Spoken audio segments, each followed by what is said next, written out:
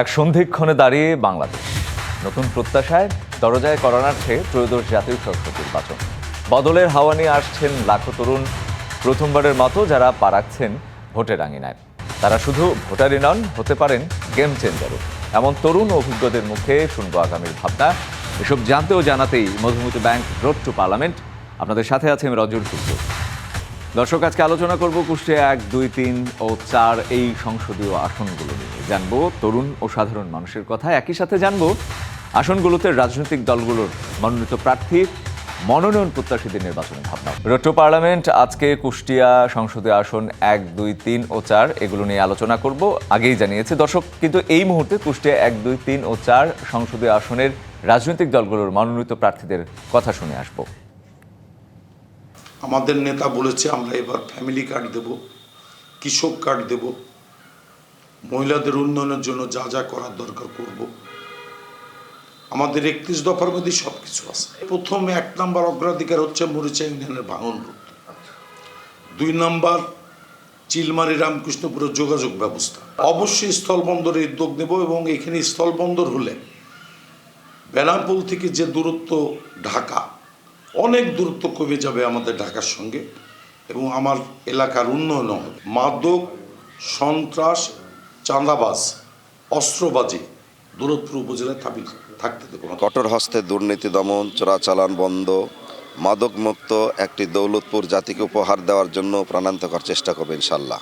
শিক্ষার মান উন্নয়ন, মেধা ও যোগ্যতার স্বীকৃতি, বেকার যুব সমাজের জন্য পর্যাপ্ত পরিমাণে কর্মসংস্থার ব্যবস্থা নেওয়ার চেষ্টা করবে ইনশাল্লাহ। কৃষক এবং শ্রমিকদের মুখে হাসি ফুটানো, দরিদ্র বিমোচনে, দেশীয় শিল্পের বিকাশ সাধন করার জন্য প্রাণান্তকর চেষ্টা করবে ইনশাল্লাহ। দৌলতপুরের জনগণ যদি ইসলামী আন্দোলন বাংলাদেশকে এবং আমাদেরকে তাদের খেদমতের সুযোগ করে দেন আল্লাহর রহমতে, তো আমরা আশাবাদী বিগত যে কোনো সময়ের তুলনায় দৌলতপুরের সকল জনগণের চাহিদা আমরা সর্বোচ্চ পুরা করার চেষ্টা করব।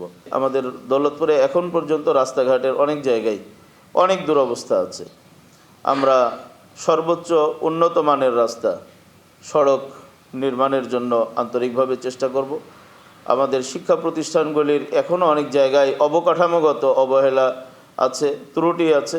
এই অবহেলিত শিক্ষা প্রতিষ্ঠানগুলিকে আমরা অবকাঠামোগতভাবে এর মান উন্নয়নের চেষ্টা করব। বাংলাদেশ জামাত ইসলামের পক্ষ থেকে ইতিমধ্যে ঘোষণা করা হয়েছে, প্রথমত দুর্নীতিমুক্ত দেশ গড়বে, স্বাস্থ্য শিক্ষার আমূল পরিবর্তন আনা হবে। ছেলেরা নৈতিক এবং বৈষয়িক উভয় শিক্ষায় শিক্ষিত হয়ে কর্মসংস্থান ব্যবস্থা হবে, নৈতিক শিক্ষার মাধ্যমে তারা একটি সুনাগরিক হিসেবে গড়ে উঠবে। পাশাপাশি সকল মানুষের জন্য স্বাস্থ্য সেবা নিশ্চিত করা হবে। আমরা স্বতঃস্ফূর্তভাবে জনগণের সেবক হিসেবে নিজেদেরকে প্রেজেন্টেশন করার জন্য চেষ্টা করব। জনগণের প্রত্যেকটা যে সেক্টরগুলো আছে সেই সেক্টরগুলোতে আমরা কাজ করব। 50 বিশিষ্ট যে হাসপাতালগুলোকে সেটা কমপক্ষে 200 শয্যা বা 150 শয্যা বিশিষ্ট হাসপাতালে যাতে আমরা রূপ দিতে পারি। বৃদ্ধ এবং অসহায়, দরিদ্র, বিধবা তাদের স্বাস্থ্য খাতের যে ব্যাপারটা সেটা আমরা ফ্রি করার জন্য চেষ্টা করব। যুবকদের ব্যাপারে আমাদের বিশেষই হলো যে যুবকদের আউটসোর্সিংয়ের, ইন্টারনেটের এই বিষয়গুলোকে আমরা ফ্রি প্রশিক্ষণের মাধ্যমে তাদেরকে স্বাবলম্বী করার জন্য চেষ্টা করব। যে এলাকার যেটা দরকার, ব্রিজ, রাস্তা, স্কুল, মন্দির, মাদ্রাসা, যেইভাবে যেটা লাগবে ওটা আমি অলরেডি করেছি। ওই অনুযায়ী আমি প্ল্যান আকারে কাজ করবো ইনশাআল্লাহ। প্রশাসন এটা জনবান্ধব করা দরকার আরও বেশি। মানুষ এখানে যেতেই ভয় পায়, সেবা নেবে কি? এই কাজটা আসলে ক্ষমতা না হলে করা যায় না। এটা আমরা আগে হাত দেওয়ার চেষ্টা চালাবো। প্রশাসনকে রাস্তা, ড্রেনেজ ব্যবস্থা, চুরি, ছিনতাই, ডাকাতি, গ্যাংস্টার এগুলো সব বন্ধ করার জন্য কর্ম লাগবে। মানুষের কাজের ব্যবস্থা যদি আমরা এই 2 থানা মিলিয়ে অন্তত 10,000 মানুষের কর্মসংস্থান তৈরি করা যায়, অন্তত এর দ্বারা 1, 2, 4 লাখ মানুষ তারাই চালাতে পারবে। কোরআন হাদিসের আলোকে যে দৃষ্টিভঙ্গি আল্লাহ পাক রব্বুল আলামিন বলেছেন, আমি সেইগুলো সর্বপ্রথম প্রত্যেকটা মানুষের কাছে এই দাওয়াতটা পৌঁছাবো এবং মাদক থেকে বিরত থাকার জন্য যথাযথ ব্যবস্থা গ্রহণ করবেন ইনশাআল্লাহ। সাথে প্রশাসনিক ব্যবস্থাও নেবেন ইনশাআল্লাহ। কর্মসংস্থান তো না থাকার কারণেই তো আজকে তারা বেশি এই দিকে আরও ঝুঁকে পড়ছে। তো সেক্ষেত্রে ইনশাআল্লাহ যুবকদেরকে আমি বিভিন্নভাবে ইনশাআল্লাহ যে সমস্ত যুবকদের মধ্যে সম্ভাবনা আছে তাদেরকে বিভিন্ন প্রশিক্ষণ দেবো। ইতিমধ্যেই আমি মানুষের যে মৌলিক চাহিদাগুলো, এই চাহিদাগুলো যেন আমরা মুখে এবং কাগজে কলমে লিপিবদ্ধ না রেখে তাদের মৌলিক চাহিদাগুলোর সমাধানের জন্য আমরা কাজ করতে চাই। এছাড়া আমাদের কর্মক্ষম মানুষের সংখ্যা অনেক বেশি, কিন্তু কর্ম নেই।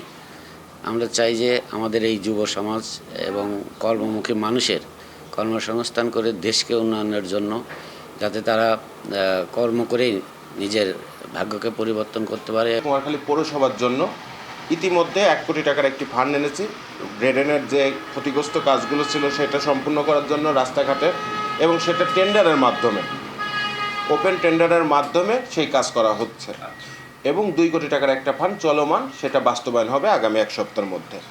আমার মা বোনদের শিক্ষাক্ষেত্রে, একজন মা বোন যখন শিক্ষিত হবে, যখনই কর্মমুখী যুবক করব, তখনই বেকার সমস্যা দূর হবে। বেকার সমস্যা দূর হলে কিশোর গ্যাং দূর হবে, মাদক দূর হবে।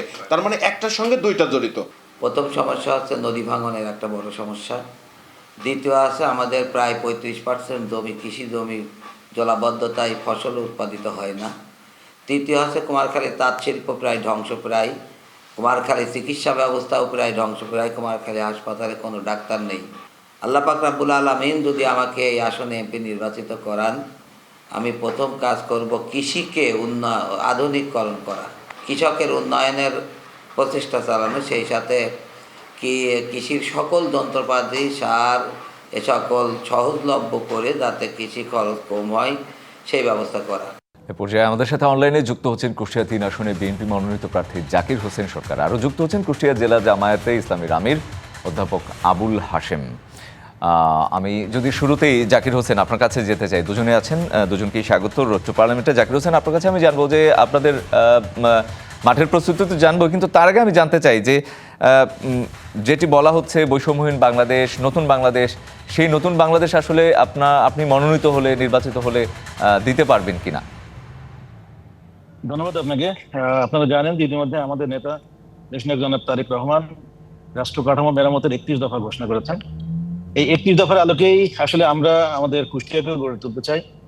আমরা প্রথমে যেটা করতে চাই সেটা হচ্ছে সন্ত্রাস, চাঁদাবাজি এবং দুর্নীতিমুক্ত সমাজ গড়তে চাই, এবং এর পাশাপাশি আমরা শিক্ষা, স্বাস্থ্য, অবকাঠামো এবং আমরা জনগণের জন্য আমরা কর্মসংস্থানের ব্যবস্থা করতে চাই। আপনারা জানেন যে কুষ্টিয়া শহর এক রাস্তার শহর, এখানে মাঝখান দিয়ে আপনার রেল লাইন গেছে, যার কারণে কুষ্টিয়া শহরে সবসময় একটা যানজট লেগে থাকে।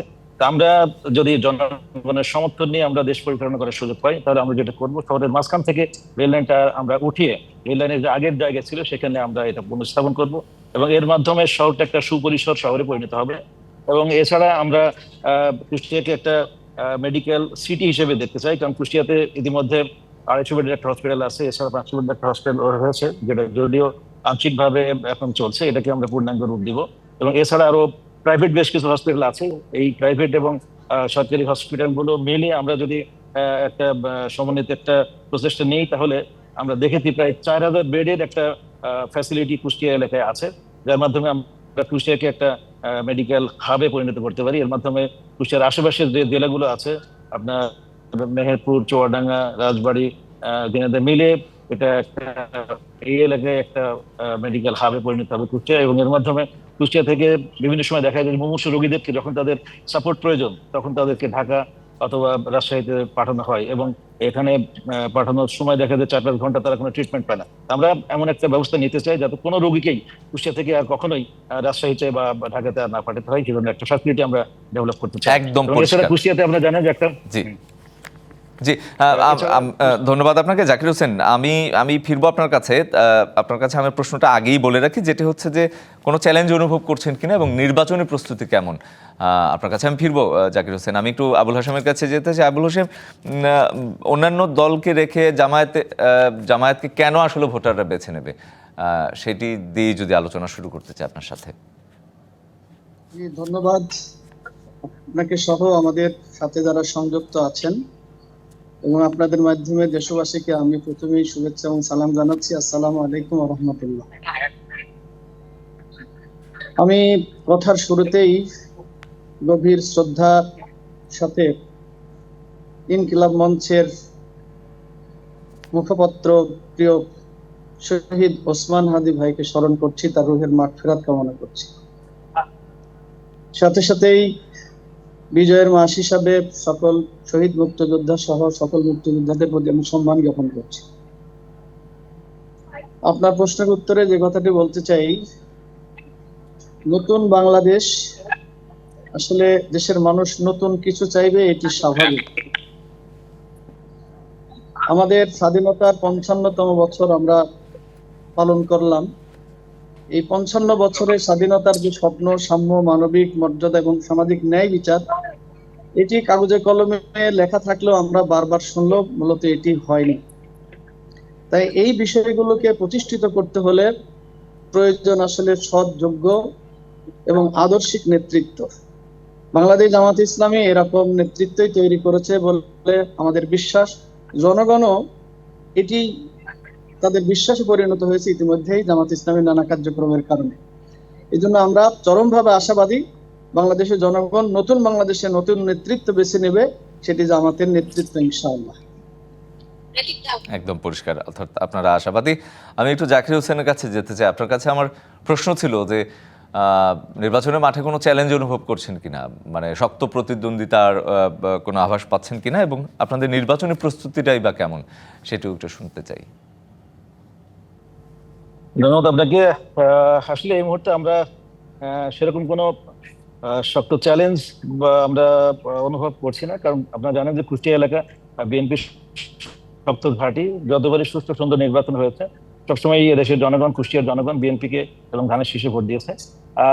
আর এখন পর্যন্ত তেমন কোনো শক্ত চ্যালেঞ্জ বা ওরকম কোনো পরিস্থিতি নেই। তবে গত কয়েকদিনের যে ঘটনা আপনারা দেখতে পাচ্ছেন, বিশেষ করে হাদি গুলিবিদ্ধ হওয়ার পরে সারা দেশেই, বিশেষ করে গতকাল রাতে বেশ কিছু ঘটনা ঘটেছে ঢাকা শহরে এবং কুষ্টিয়াতেও বিচ্ছিন্ন দু একটা ঘটনা ঘটেছে।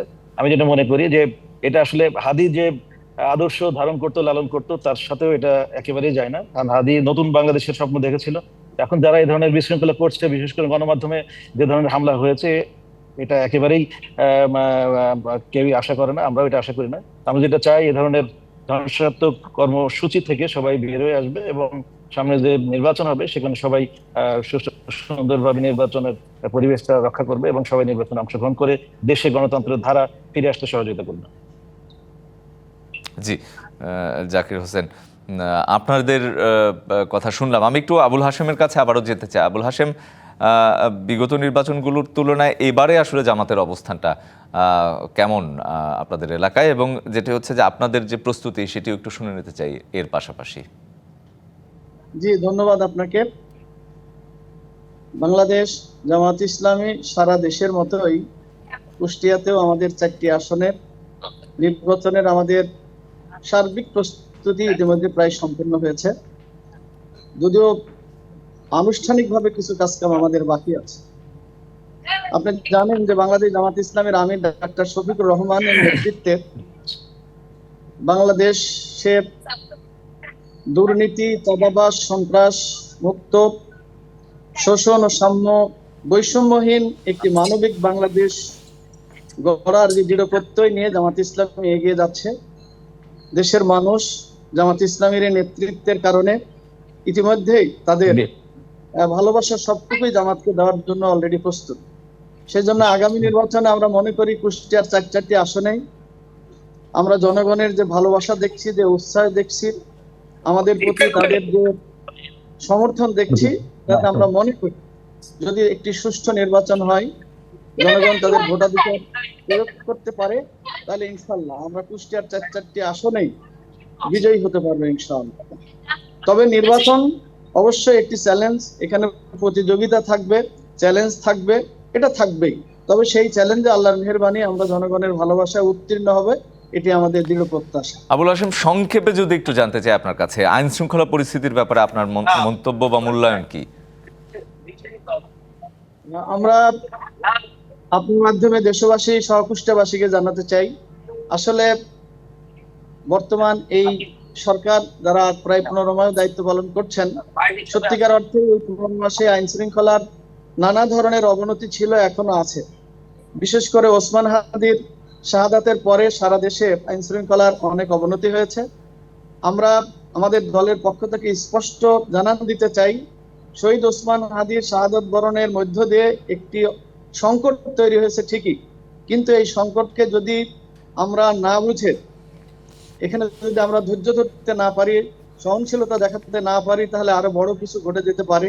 এই জন্য আমরা মনে করি সবাইকে, দেশবাসীকে উদাত্ত আহ্বান জানাবো, আপনারা সহনশীল থাকুন, আইন প্রয়োগকারী সংস্থাকে তাদের কাজ করতে দিন, নিজেরা আইন হাতে তুলে না নিয়ে দেশকে আরো সংকটের দিকে ঠেলে না দিয়ে বরং আমরা দেশের উন্নয়নের জন্য প্রশাসনকে সহযোগিতা করতে পারি এবং শান্ত থেকে ধীর স্থির ভাবে সামনের বিষয়গুলো দেখে পদক্ষেপ নিলে আমার মনে হয় যে দেশের আইন শৃঙ্খলা অবনতি নাও ঘটতে পারে।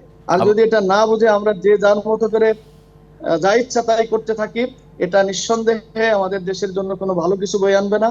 আমি সাথে সাথে কুষ্টিয়া সহ সারা বাংলাদেশে বিভিন্ন পত্রপত্রিকা অফিস সহ বিভিন্ন স্থাপনায় যে কাজগুলো হয়েছে, আমরা দল হিসাবে এটা অবশ্যই সমর্থন করি না।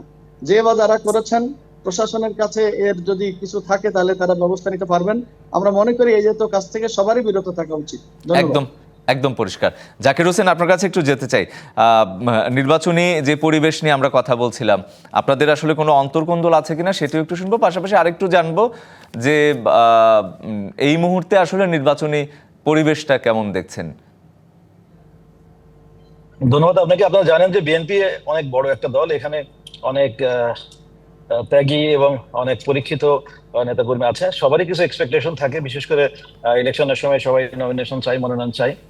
সেই বিষয়ে আমাদের 4টি আসনে ছোটখাটো কিছু বিষয় ছিল, কিছু অসন্তোষ ছিল, কিন্তু এখন যেহেতু আস্তে আস্তে নির্বাচন কাছাকাছি চলে আসছে এবং ইতিমধ্যে তফসিল ঘোষিত হয়েছে, তো সেই বিষয়গুলো আস্তে আস্তে কমে আসছে এবং আমার যেটা ধারণা হয়তো সপ্তাহখানেকের মধ্যেই মোটামুটি সবকিছু ঠিক হয়ে যাবে। আর নির্বাচনের পরিবেশের কথা যেটা বললেন, এখন পর্যন্ত পরিবেশ ঠিক আছে। যেটা বললাম যে গত কালকে এবং যে ঘটনা ঘটেছে, দু একটা বিচ্ছিন্ন ঘটনা, এছাড়া কুষ্টিয়ার পরিবেশ, কুষ্টিয়া 1 থেকে কুষ্টিয়া 4 পর্যন্ত মোটামুটি পরিবেশ ঠিক আছে। একদম পরিষ্কার। দুজনকে অসংখ্য ধন্যবাদ আজকে রোড টু পার্লামেন্টে আমাদেরকে সময় দেওয়ার জন্য। দেখছেন Madhumati bank road to parliament. একটা বিরতি নিচ্ছি, সঙ্গে থাকুন। স্বাগত মধুমতি ব্যাংক রোড টু পার্লামেন্টে। কুষ্টিয়া 1 এবং 2, 3 ও 4 এই সংসদীয় আসনগুলো নিয়ে আমরা আলোচনা করছি আজকে। বিরতির আগেও করেছি, বিরতির পরে এসেও আজকে আলোচনা করব। আজকে আমরা এই সংসদীয় আসনগুলোর যে বিগত বছরগুলোতে যে নির্বাচন হয়েছে তারই তুলনামূলক চিত্র একটু দেখে নেব। আমরা যদি শুরুতে তাকাই, কুষ্টিয়া 1 আসন, যেটি সংসদীয় আসন, 75 নম্বর নির্বাচনের বছর 1991 সালে এখানে কিন্তু বিএনপি থেকে আহসানুল হক মোল্লা, তিনি 56,807 ভোট পেয়ে তিনি বিজয়ী হয়েছিলেন এবং হারিয়েছিলেন নিকটতম প্রতিদ্বন্দ্বী হিসেবে কোরবান আলীকে, জাতীয় পার্টির প্রার্থী 26,040 ভোট পান। এর পরের বছর 1996 নির্বাচনে এখানে বিএনপি আবারও আসনটি পায় এবং আহসানুল হক মোল্লা 64,692 ভোট পান। আফাজউদ্দিন আহমেদ, যিনি 47,053 ভোট পান, আওয়ামী লীগের প্রার্থী, তাকে হারিয়ে কিন্তু এখানে তিনি জয়লাভ করেন। অর্থাৎ বিএনপি আসনটি ধরে রাখে এবং পরের নির্বাচনে 2001 সালে এসেও কিন্তু আমরা দেখি যে বিএনপি এই আসনটিতে জয়ী হয়। 1,08,326 ভোট আহসানুল হক মোল্লা পান এবং আওয়ামী লীগের নিকটতম প্রতিদ্বন্দ্বী, তিনি কিন্তু কয়েক হাজার ভোটের ব্যবধানে, 5,000-এর মতো ভোটের ব্যবধানে আফাজউদ্দিন আহমদ, তিনি হেরে যান বিএনপির প্রার্থীর কাছে। 2008 সালে এসে এই কুষ্টিয়া 1 আসনে আফাজউদ্দিন আহমেদ আওয়ামী লীগ থেকে নির্বাচিত হন এবং 1,45,063 ভোট পান। আলতাফ হোসেন, বিএনপির প্রার্থী, 1,02,412 ভোট পান। পরের আসন যেটি আমরা দেখতে পাচ্ছি, কুষ্টিয়া 2, আব্দুর রউফ চৌধুরী, বিএনপির 50,183 ভোট পান 1991 নির্বাচনে এবং আব্দুল ওয়াহেদ 29,868 ভোট পান, জামায়াত থেকে এই প্রার্থী। এর পরের বছর 1996 সালে অধ্যাপক শহীদুল ইসলাম, বিএনপির প্রার্থী, 64,389 ভোট পান এবং আহসান হাবিব লিঙ্কন, জাতীয় পার্টির প্রার্থী, 40,106 ভোট পান এবং নিকটতম প্রতিদ্বন্দ্বী হিসেবে তিনি পরাজয় বরণ করেন। কুষ্টিয়া 2 আসনে 2001 সালে অধ্যাপক শহীদুল ইসলাম বিএনপি থেকে 1,544 ভোট পান। মাহবুবুল আলম হানিফ আওয়ামী লীগ থেকে 87,734 ভোট পান। অর্থাৎ অধ্যাপক শহীদুল ইসলাম 2001 সালের যে নির্বাচন, সেটিতে কিন্তু জয়লাভ করেন বিএনপির প্রার্থী হিসাবে। 2008 সালে এসে আমরা আসনটিতে দেখি জাসদ হাসানুল হক ইনু 1,65,952 ভোট পেয়ে তিনি কিন্তু জয়ী হন। বিএনপি প্রার্থী অধ্যাপক শহীদুল ইসলামকে তিনি হারান, যিনি পান 1,27,527 ভোট।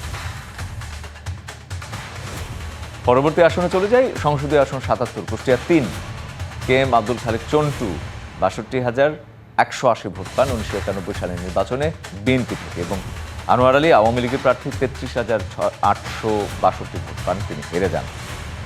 এর পরের নির্বাচনী বছর অর্থাৎ যেটি বলছি ৯৬ নির্বাচনে KM আব্দুল খালেক চন্টু আবারও বিএনপি থেকে নির্বাচিত হন ৭২,২৬০ ভোট, এবং আওয়ামী লীগের প্রার্থী আনোয়ার আলী তিনি কিন্তু নিকটতম প্রতিদ্বন্দ্বী হিসেবে হেরে যান। কুষ্টিয়া ৩ আসনে ২০০১ সালের দিকে যদি আমরা তাকাই, সোহরাবউদ্দিন বিএনপি থেকে ১,৩৮,৭৪৭ ভোট পান, এবং ব্যারিস্টার আমিরুল ইসলাম ৮৪,২৮৯ ভোট পেয়ে আওয়ামী লীগ থেকে কিন্তু তিনি পরাজিত হন। কুষ্টিয়া ৪, আব্দুল আউলাদ মিয়া ১৯৯১ সালে ভোটে আওয়ামী লীগ থেকে ৪২,৮৫৫ ভোট পান, এবং নুরে আলম জিকু জাসদ রব তিনি কিন্তু পান ৪২,৬২৭ ভোট। ৯৬ নির্বাচনে এই আসনটিতে, কুষ্টিয়া ৪ আসনটিতে সৈয়দ মেহেদী আহমেদ রুমি ৫৫,৮৭১ ভোট পান, এবং বিএনপির প্রার্থী তিনি কিন্তু জয়ী হন, এবং আওয়ামী লীগের প্রার্থী আবুল হোসেন তরুণ তাকে হারান। কুষ্টিয়া ৪ আসনে সৈয়দ মেহেদী আহমেদ রুমি ২০০১ সালের নির্বাচনে বিএনপি থেকে নির্বাচিত হন, এবং সুলতানা বেগম আওয়ামী লীগ থেকে নির্বাচন করে তার কাছে পরাজিত হন। দর্শক, এই মুহূর্তে কুষ্টিয়া জেলার আইনশৃঙ্খলা পরিস্থিতি নিয়ে পুলিশ সুপারের ভাবনার কথা শুনে আসব। ফেব্রুয়ারি মাসের প্রথমার্ধে বাংলাদেশের ত্রয়োদশ জাতীয় সংসদ নির্বাচন অনুষ্ঠিত হবে।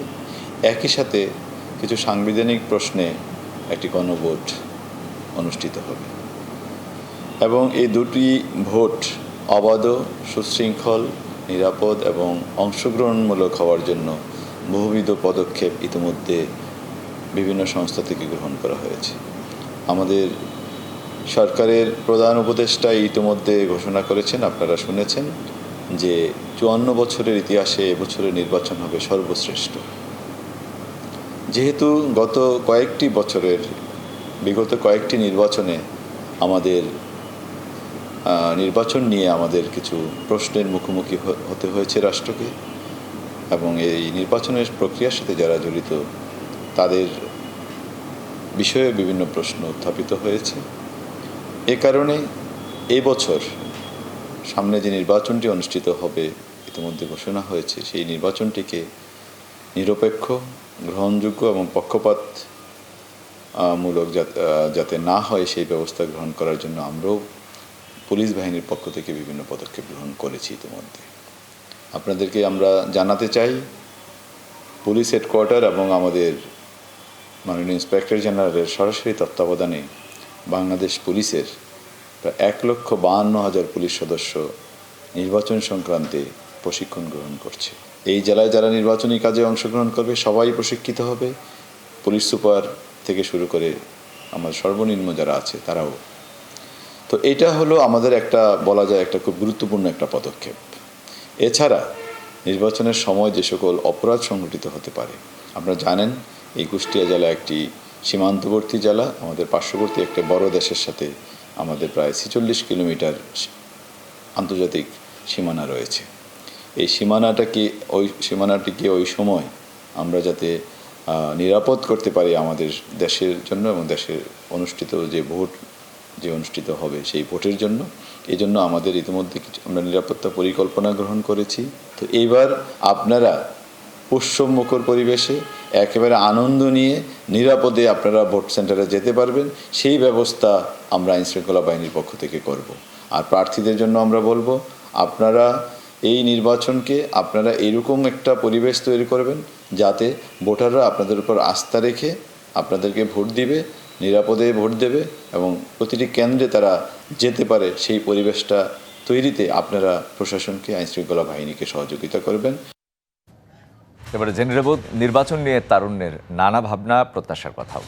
এবারের নির্বাচনটা অবাধ, সুষ্ঠু এবং সবাই যেন নিজেদের ভোট নিজেরাই দিতে পারে এরকম একটা অংশগ্রহণমূলক এবং মহলে যেন স্বীকৃত বা গ্রহণ করে এরকম একটা নির্বাচন আমরা চাই। আমি একজন তরুণ হিসেবে আমি এমন জনপ্রতিনিধি আশা করি যারা দেশ থেকে দুর্নীতি, চাঁদাবাজি এবং যে ধরনের অপকর্মগুলো আছে এগুলো থেকে দূরে থাকবে এবং আমাদের তারুণ্যের কর্মসংস্থান সৃষ্টি করবে এবং চাকরির বাজারে যে আমাদের বৈষম্যহীন বা বিভিন্ন ধরনের আগে থেকে অবৈধভাবে নিয়োগ হয় এগুলো দূর করবে। আমরা জনপ্রতিনিধি হিসেবে অবশ্যই একজন শিক্ষিত, একজন স্মার্ট, একজন জ্ঞানে বিজ্ঞানে দক্ষ একজন মানুষ, যিনি যেমন হচ্ছে দেশের সাধারণ মানুষের সাথে মিশে যেতে পারবেন, আবার ঠিক সেরকম দেশের বাইরে বা দেশের উন্নয়নের জন্য যে কোনো ধরনের যেই ধরনের প্রযুক্তিগত হোক বা আপনার হচ্ছে যে অবকাঠামোগত হোক, সব দিকে তার একটা জ্ঞান সমৃদ্ধ উন্নয়ন তারা করতে পারবেন। সহজে তার সাথে কথা বলতে পারি, তার কাছে যেতে পারি, তার সহজে তার কাছে আমাদের এলাকার বা আমাদের যেই বিষয়গুলো সমস্যাগুলো আছে সমস্যাগুলো তার কাছে আমরা মন খুলে বলতে পারি, যেখানে কোনো রাজনৈতিক প্রেশার থাকবে না, যেখানে কোনো পিছন থেকে বা কোনো একটা ক্যাডার বাহিনী থাকবে না যার মাধ্যমে আমরা সেখানে কথা বলতে গেলে ভয় পাবো বা তাকে দেখে আমাদের সম্মানে মাথা নুয়ে আসবে কিন্তু ভয়ের মাধ্যমে নিয়ে আসবে না। কোনো একটা সমস্যা সমাধানের জন্য তাদের কাছে যাওয়া হয়, সেক্ষেত্রে তারা নিজস্ব স্বজনপ্রীতি বা নিজস্ব যে আক্রোশটা আছে এটা তারা হচ্ছে বহির্ভূত রেখে বা সেটাকে বাদ দিয়ে রেখে স্বার্থহীনভাবে কাজ করবে। তরুণদের দক্ষতার ভিত্তিতে হচ্ছে আমরা চাই যে নতুন যে সরকার গঠন হবে সেখানে তরুণদের অবশ্যই প্রবেশ থাকবে। আর আরেকটি বিষয় হচ্ছে তথাকথিতভাবে বলা হয় বাংলাদেশ হচ্ছে গণতান্ত্রিক দেশ, কিন্তু বেশিরভাগ ক্ষেত্রে আমরা দেখতে পাই যে মানুষ স্বাধীনভাবে তাদের নিজস্ব মতামত প্রকাশ করতে পারে না। দেখছেন Madhumati bank road to parliament. আবার একটা বিরতি নিচ্ছি, সাথে থাকুন। স্বাগত আবারও। দেখছেন Madhumati bank road to parliament. নির্বাচন এলেই জমে ওঠে চায়ের আড্ডা, নানা বিষয়ের যুক্তি আর তর্ক। সেই সব নিয়ে এখনকার আয়োজন ভোটের আড্ডা। ভোটের আড্ডায় নানা পেশার মানুষের ভাবনা নিয়ে কুষ্টিয়া থেকে বিস্তারিত জানাতে আমাদের সাথে যুক্ত হচ্ছেন সহকর্মী Sajjad Hossain. Sajjad, road to parliament অনুষ্ঠানে সবাইকে স্বাগত জানাচ্ছি। আমি আছি এই মুহূর্তে কুষ্টিয়ার মিরপুর উপজেলার একটি চায়ের দোকানে। এখানে আমার সাথে ব্যবসায়ী, কৃষক থেকে শুরু করে নানা শ্রেণী পেশার মানুষ রয়েছে। তফসিল ঘোষণার পরে মূলত ভোটের মাঠ সরগরম হয়ে উঠছে এবং ভোটারদের ভাবনা আমরা জানবো এবং জানাবো। আমি যদি একটু কথা বলি যে এবার তো তফসিল ঘোষণা হয়েছে, আপনারা কেমন প্রার্থী চাচ্ছেন বা কেমন নির্বাচন চাচ্ছেন? আমার মতে আমরা বিগত 15 থেকে 16 বছর আমরা যে শাসন এবং শোষণ দেখছি, আমরা সেখান থেকে বের হইতে হলে আমরা একই ক্যাটাগরির প্রার্থীকে অবশ্যই বেছে নেব না। আমরা তার মধ্যে খুঁজব যার মধ্যে সমস্ত কিছুর বিষয়ে সততা কাজ করে। তো সেখানে সততা কাজ করতে হলে আমি আমার এলাকাবাসী, আমার জেলাবাসী, আমি সমগ্র দেশবাসী তাদের উদাত্ত আহ্বান জানাবো, তারা এমন প্রার্থীকেই যেন ভোট দেয় যেন দেশের সার্বিক উন্নতি হয় আর কি। আপনি তো এখানে কাজ করেন, কেমন প্রার্থী হলে আপনাদের জন্য ভালো হয়? রোড ঘাটগুলো ভালো লেগে, সার ফাঁসের দাম একটু কমালে আমরা তাই একটু আবাদ সাবাদ করতে পারি। এখানে যেন যে পরিমাণ দাম বাড়েছে একটু কমালি সবচাইতে আমার ভালো হয়। আমরা আরও একটু ভাবনা জানি যে আসলে অনেকে তো আসেন নানা প্রতিশ্রুতি দেন কিন্তু সেগুলো বাস্তবায়ন করেন, কেমন লোককে আপনারা চাচ্ছেন? আমরা চাচ্ছি সৎযোগ্য প্রার্থী চাচ্ছি, যাতে দেশে ভালো কাম করে, এইরকম প্রার্থী চাচ্ছি। আচ্ছা, অনেকে তো লুটপাট করে, অনেক চাঁদাবাজি, দুর্নীতি, এগুলো আপনারা বন্ধ চান কিনা? এগুলো তো বন্ধ চাবই, এগুলো অবশ্যই বন্ধ চাই। যেহেতু রাস্তাঘাট যে পরিস্থিতি 17টা বছরে দেখলাম, খেয়া শান্তি পাইনি, বৈশির শান্তি পাইনি, সে শান্তি পাইনি। আমরা চাচ্ছি এখন দেশে যাতে শান্তি ফিরে আসে, সেই যোগ্য যাতে সৎযোগ্য যাতে একটা প্রার্থী আসে, সেই প্রার্থী আমরা চাচ্ছি। আচ্ছা, আমরা যদি একটু কথা বলি যে আপনারা আসলে কেমন নির্বাচন এবং কেমন প্রার্থী চান? সৎযোগ্য সুষ্ঠু নির্বাচন হতে হবে। আমরা ভোট বিগত 17 বছর দিতে পারি না, এবার যে সৎযোগ্য দেখব তাকেই আমরা ভোট দেব। আচ্ছা, আপনি এখানে আছেন, আপনারা কেমন কীরকম ভোট চান? ভোট দিতে যাবেন কিনা বা ভোট সুষ্ঠু নির্বাচন হওয়া দরকার কিনা? অবশ্যই ভোট দিতে যাব এবং ভোট যাতে সুষ্ঠু এবং সুন্দর বা নির্বাচন হয় সেই ভোটেই আমরা ভোট দিতে যাব। ভোটে কোনো গোলযোগ গ্যাঞ্জাম যেন না হয়, সেটাই আশাবাদী। কেমন প্রার্থীকে ভোট দিবেন এবার? অবশ্যই সেই সৎ বা নির্ভীকযোগ্য প্রার্থী হতে হবে, তাকেই ভোট দেব। আমরা একজন ইয়াং মানুষের কথা শুনি, ছাত্র। আপনারা আসলে কেমন প্রার্থী চান? এলাকার জন্য তো একজন ভালো সৎ যোগ্য প্রার্থীকে চান কিনা? হ্যাঁ, অবশ্যই চাই। আমরা একটা ভালো প্রার্থী চাই, দেশের উন্নতি হোক। রাস্তাঘাটে আপনার চাঁদাবাজি চলছে, নেশাবান দ্রব্য দেশে যেভাবে চলছে, আমরা এজন্য একটা চাচ্ছি একটা ভালো প্রার্থী আসলে দেশের আইন শৃঙ্খলা যেন ভালোভাবে হয়, বা দেশে যেসব দ্রব্য মূল্যর দাম আমাদের মাঝে নিয়ন্ত্রণের মাঝে থাকে, যাতে আমাদের মতন মানে আপনার নিম্ন পর্যায়ে যারা আছেন, দিন এনে দিন খায়, তাদের জন্য যাতে যে কোনো দ্রব্যমূল্য কেনার সামর্থ্য থাকে। এজন্য আমরা চাচ্ছি আমাদের দেশে যেন ভালো প্রার্থী হলে, বা আমাদের মিরপুর ভেড়ামারাতে একটা ভালো প্রার্থী হলে। আমাদের মিরপুর ভেড়ামারা রাস্তাঘাটের অবস্থা খুবই করুণ অবস্থা, যার কারণে চলাফেরার জন্য অনেক সমস্যা হচ্ছে। অটোরিকশা অনেক সময় দুর্ঘটনা ঘটছে। এজন্য আমাদের যাতে রাস্তাঘাটগুলো ভালো হয়, বা আমাদের এলাকায় অনেক সময় দেখা যাচ্ছে অনেক পরিবেশ খারাপ হয়ে যাচ্ছে নেশা দ্রব্য কারণে, এগুলো বন্ধ হয়ে এমন চাচ্ছি। তো এই ছিল আসলে কুষ্টিয়া থেকে আমার কাছে চায়ের বা ভোটের আড্ডা সর্বশেষ। ধন্যবাদ। Madhumati bank road to parliament এই ছিল আজকের মতো। আগামীকাল দেখা হবে একই সময়ে। ভালো থাকুন সবাই।